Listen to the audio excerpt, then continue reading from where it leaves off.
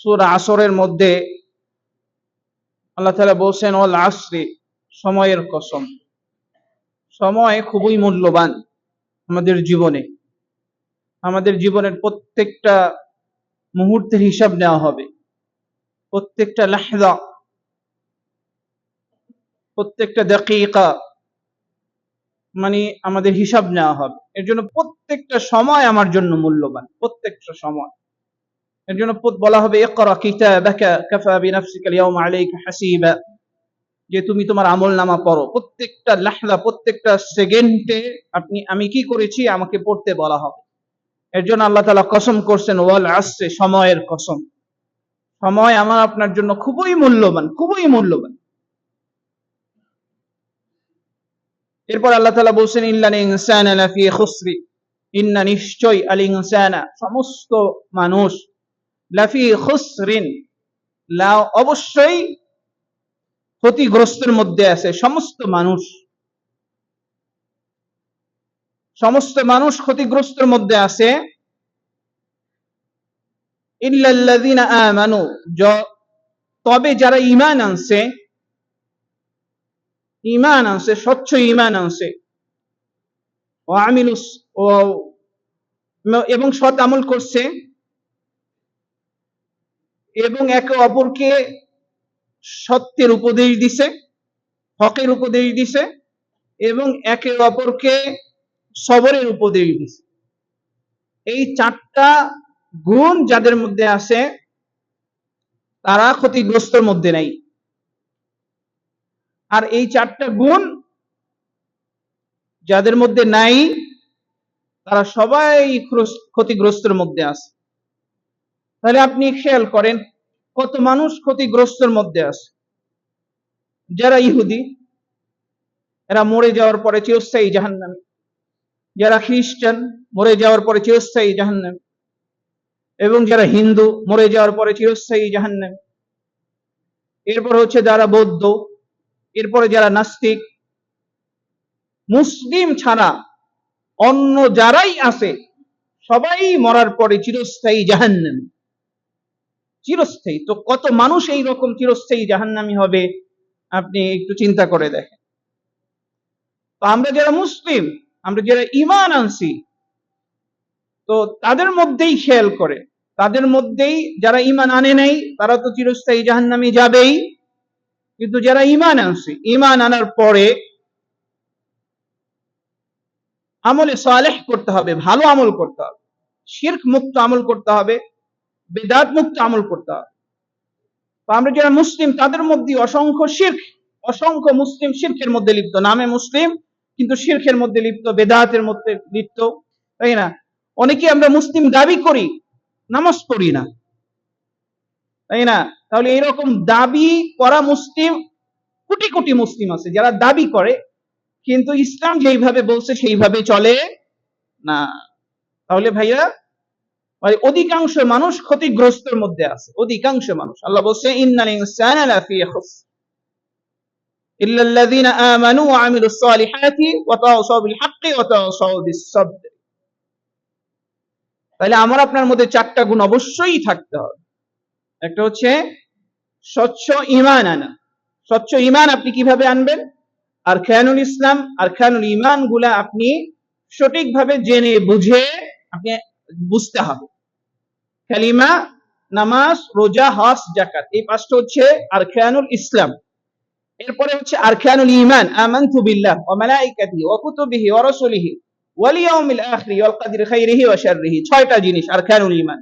আপনাকে বুঝে শুনে সঠিকভাবে এগুলাকে বিশ্বাস করতে হবে এবং সঠিকভাবে বুঝে আরকানুল ইসলাম যে পাঁচটা জিনিস এগুলো নিজের জীবনে বাস্তবায়ন করতে হবে। এগুলো যদি আপনি না জানেন, না বুঝেন, আপনি সঠিক ইসলাম কখনোই মানতে পারবেন না। তাহলে আপনাকে প্রথম নম্বর হচ্ছে স্বচ্ছ ঈমান আনতে হবে। দুই নম্বরে হচ্ছে স্বচ্ছ আমল করতে হবে, সঠিক আমল করতে হবে, ভুল আমল করলে হবে না। সঠিক আমল কি? আপনাকে সমস্ত আপনার কর্ম শিরক মুক্ত হইতে হবে, বিদআত মুক্ত হইতে হবে এবং সঠিকভাবে জেনে বুঝে করতে হবে। এর জন্য ইলম, দ্বীন ইসলামের জ্ঞান আমার আপনার উপর ফরজ। আরকানুল ইসলাম সম্পর্কে জানা, আরকানুল ঈমান সম্পর্কে জানা আমার আপনার উপরে ফরজ। এরপরে হচ্ছে একে অপরকে সত্যের উপদেশ দেওয়া। সঠিক ইসলাম যেটা, এটা আপনি যতটুকু জানছেন আপনার পরিবারকে জানাবেন, আপনার সামর্থ্য অনুযায়ী যাদেরকে আপনি পারেন তাদেরকে সঠিক ইসলামের দাওয়াত দিবেন। আল্লাহ রাসূল বলেছে, বাল্লিগু আন্নি ওয়ালাউ আয়াহ, আমার পক্ষ হতে একটি বাণী হইলেও পৌঁছায় দাও, তাই না? এরপরে হচ্ছে সবরের উপদেশ দেওয়া, একে অপরকে সবরের উপদেশ দিতে হবে। সবরের, আপনার যাদের মধ্যে সবর নেই তাদের জীবন কখনো সুন্দর হবে না। এর জন্য সবরের প্রতিদান এত বেশি, আল্লাহ তাআলা কোরআনে বলছে বিগাইরে হিসাব, সীমাহীন আপনার প্রতিদান, মানে কোনো হিসাব ছাড়া প্রতিদান দেওয়া হবে সবরের। এর জন্য সবর শিখতে হবে। সবর শিখতে হবে নিজের স্ত্রীর সাথে সবর করতে হবে, নিজের ছেলে মেয়ের সাথে সবর করতে হবে, নিজের পাড়া প্রতিবেশীর সাথে সবর করতে হবে। আমার আপনার সাথে খারাপ ব্যবহার করছে, সবর করতে হবে। আল্লাহ তাআলা কোরআনুল কারীমে অন্য আয়াতে বলছেন যে ফামান যুহজি আনিন নারি ওয়া উদখিলাল জান্নাতা ফাকাদ ফাজ, যাকে জাহান্নাম থেকে মুক্তি দিয়ে জান্নাতে দেওয়া হইল সেই হচ্ছে আপনার সফল। কেন? মানে সে ক্ষতিগ্রস্তের মধ্যে নাই। সবচেয়ে বড় সফলতা কি? আল্লাহ তাআলা বলেন ওয়া মান ইউতিইল্লাহা ওয়া রাসূলাহু ফাকাদ ফাজা ফাওজান আযীমা, যে ব্যক্তি আল্লাহ এবং তার রাসূলের আনুগত্য করলো সে হচ্ছে মহা সফলতা অর্জন করলো, সে জান্নাতি। তো আল্লাহর আনুগত্য যদি আপনি পরিপূর্ণভাবে করতে চান, আপনাকে কোরআন শিখতে হবে, কোরআন বুঝতে হবে, কোরআন অনুযায়ী চলতে হবে। আপনি যদি আল্লাহ রাসূল সাল্লাল্লাহু আলাইহি ওয়াসাল্লামের পরিপূর্ণ অনুসরণ করতে চান, আপনাকে আল্লাহ রাসূলের কথাগুলো, হাদিসগুলো বুঝতে হবে, বুঝে সেই অনুযায়ী চলতে হবে। আর আপনি যদি না বুঝেন কোরআন হাদিস কোনটাই, এবং জানার জন্য ভালো আলেমের কাছে যেতে হবে। এর জন্য আল্লাহ তাআলা বলেছে ফাসআলু আহলা যিকরি ইন কুনতুম লা তা'লামুন, যদি তোমরা কোনো কিছু না জানো, না বুঝো, তাহলে ভালো আলেমের কাছে গিয়ে জেনে নাও, বুঝে নাও। এর জন্য আল্লাহ বলেছে ওয়াকুনু মা'আস সাদিকিন, তোমরা সত্যবাদীদের সঙ্গী হও। যারা ভালো আলেম, মুহাক্কিক আলেম, তাদের কাছে যে সঠিক দ্বীন শিখো। এটা হচ্ছে আমাদের মূল দায়িত্ব। ভাইরা আমার, আমি আপনি যদি সফলকামী হইতে পারি, আল্লাহ তাআলা আমাদেরকে জান্নাত দিবেন। জান্নাতের মধ্যে আপনার এত বেশি নিয়ামত থাকবে, তো এটা কখনো হিসাব করা সম্ভব না। এর জন্য যারা জান্নাতি হবে তাদেরকে ফেরেশতারা আহ্বান করবে, তারা বলবে ফেরেশতারা বলবে ইউনাদি মুনাদি, জান্নাতবাসীদেরকে বলা হবে, আহ্বান করে তাদেরকে বলবে যে ইন্না লাকুম আন তাসিহহু ফালা তাসকামু আবাদা, যে তোমাদের জন্য চিরস্থায়ীভাবে সুস্থতা বরাদ্দ করা হইল, যে তোমরা ফালা তাসকামু আবাদা, আর তোমরা কখনোই অসুস্থ হবে না। যারা জান্নাতে যাবে তাদেরকে ঘোষণা দিবে ফেরেশতারা, তোমরা সারা জীবন সুস্থ থাকবা এই জান্নাতের মধ্যে। জান্নাতের মধ্যে কোনো অসুস্থতা নাই। 1 বছর, কোটি বছর, লক্ষ কোটি বছর, হাজার কোটি বছর না, কোনো সীমা নেই। কোটি কোটি বছর, খালিদিনা ফিহা আবাদা, চিরস্থায়ী আপনি সুস্থ থাকবেন, আর কখনোই আপনি অসুস্থ হবেন না। আপনাকে বলা হবে আহ্বান করে। এরপরে বলা হবে ওয়া ইন্না লাকুম আন তাহইয়াউ ফালা তামুতু আবাদা, জান্নাতবাসী সবাইকে বলা হবে তোমরা সারা জীবন তোমরা জীবিত থাকবা, ফালা তামুতু আবাদা, আর কখনো তোমরা মৃত্যুবরণ করবা না।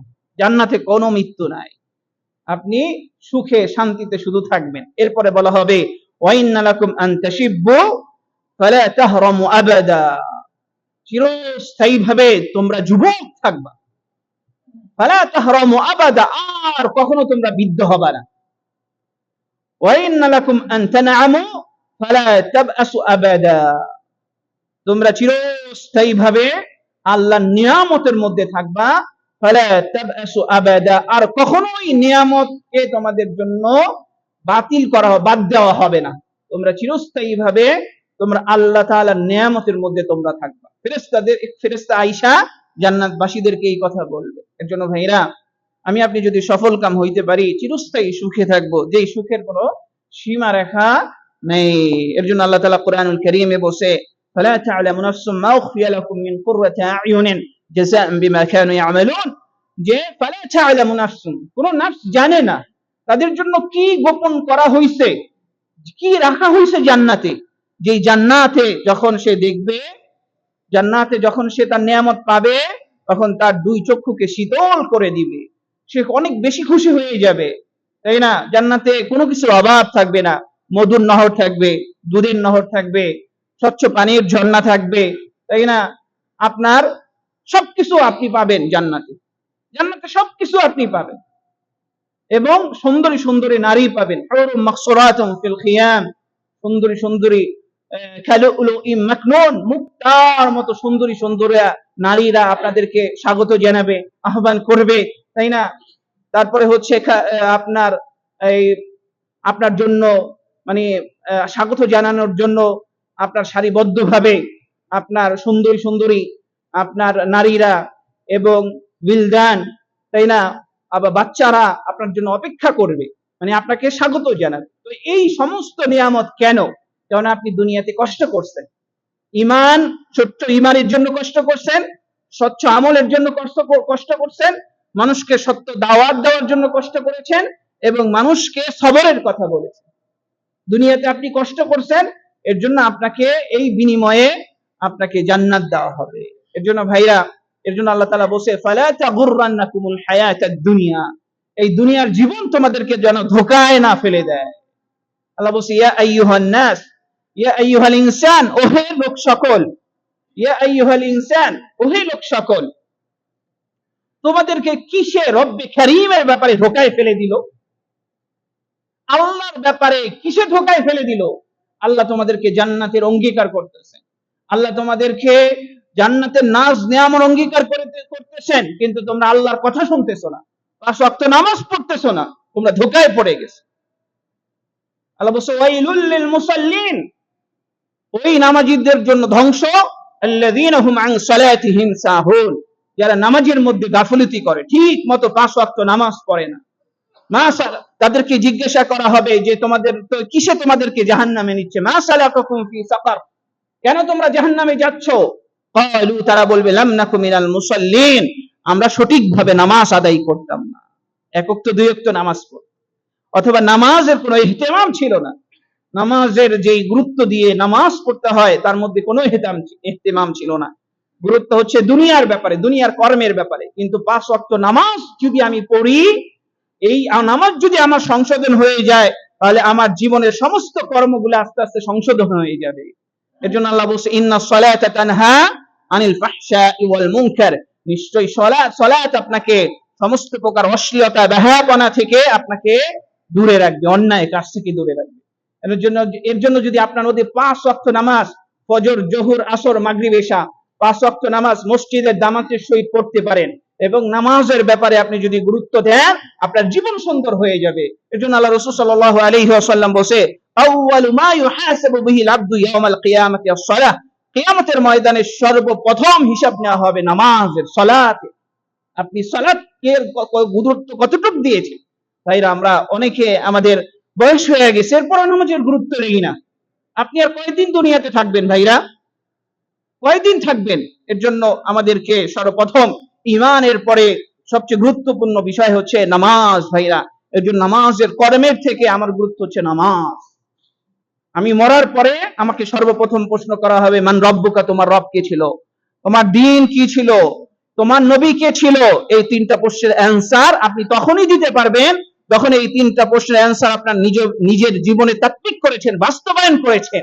নাহলে আমরা তো সবাই জানি রব্বি আল্লাহ, দ্বীন ইসলাম, আমাদের নবী হচ্ছে মুহাম্মদ সাল্লাল্লাহু আলাইহি ওয়াসাল্লাম, কিন্তু যারা তাদের জীবনে এই 3টা প্রশ্নের উত্তরকে বাস্তবায়ন করেন নাই, তারা কখনোই এই প্রশ্নের অ্যানসার দিতে পারবে না। যখন তাদেরকে বলা হবে মান রব্বুকা, তোমার রব কে ছিল, তখন সে বলবে হা হা লা আদরি, আমি তো জানি না আমার রব কে ছিল। কেন সে তার জীবনে এটা বাস্তবায়ন করে নাই যে আমার রব আল্লাহ, আমার রব যখন আল্লাহ, আমি তার কথায় শুনতে হবে, তার কথা অনুযায়ী চলতে হবে। আমার জীবন শয়তানের পদাঙ্কে অনুযায়ী চালানো যাবে না। এরপরে হচ্ছে আমার দ্বীন হচ্ছে ইসলাম। ইসলাম কি বলে, ইসলামের বিধান কি, এই সমস্ত সুদ খাওয়া যাবে না, মানুষের উপর জুলুম করা যাবে না, তাই না? ইসলামে যেই আরকানুল ইসলাম গুলো, আরকানুল ঈমান গুলা স্বচ্ছভাবে বুঝে শুনে আপনি আপনার জীবনে বাস্তবায়ন যদি করেন, তাহলে বলতে পারবেন আমার জীবন ব্যবস্থা ছিল ইসলাম। আর যদি আপনি 3 নম্বর প্রশ্ন যে আপনার নবী কে ছিল, আপনি তখনই বলতে পারবেন আমার নবী ছিল মুহাম্মদ সাল্লাল্লাহু আলাইহি ওয়াসাল্লাম, যখন আপনি মুহাম্মদ সাল্লাল্লাহু আলাইহি ওয়াসাল্লামের আদর্শ অনুসরণ করবেন, ওই অনুযায়ী চলবেন। আর যদি আল্লাহ রাসূলের আদর্শ অনুসরণ না করেন, আপনি কখনোই উত্তর দিতে পারবেন না যে আমার নবী ছিল মুহাম্মদ সাল্লাল্লাহু আলাইহি ওয়াসাল্লাম। এর জন্য ভাইরা, কবরে আপনার সর্বপ্রথম এই 3টা প্রশ্ন করা হবে। এর জন্য এই 3টা প্রশ্নের আপনার উত্তর দেওয়ার জন্য নিজের জীবনে এই 3টা প্রশ্নকে উত্তরকে বাস্তবায়ন করতে হবে। বাস্তবায়ন করার জন্য সর্বপ্রথম কোরআন শিখতে হবে, ভালো আলেমের কাছে যেতে হবে, আর এখন ফেসবুক ইউটিউবের মধ্যে আছে, আপনি সত্যকে সন্ধান করতে হবে, তাই না? জেনে বুঝে আপনি আমল করতে হবে। আল্লাহ তাআলা আমাদেরকে